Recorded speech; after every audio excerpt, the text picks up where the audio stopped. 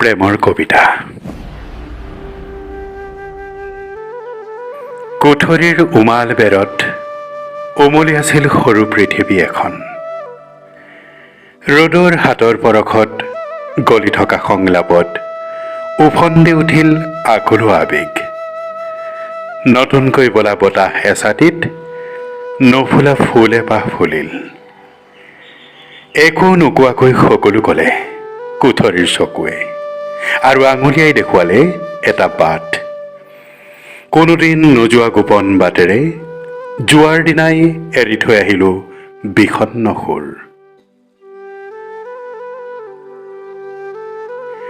এৰি থৈ আহিলোঁ নিসংগতা, বান্ধ খালে নতুন দুভৰি। প্ৰেমৰ দুখোজ একেলগে এখোজ, খামিদাত খোজটোৰ বিষয়ে কি ক'ম, আজি একো নকওঁ। ক'বলগীয়াখিনি কোঠৰীৰ হাঁহিটোৱে ক'ব।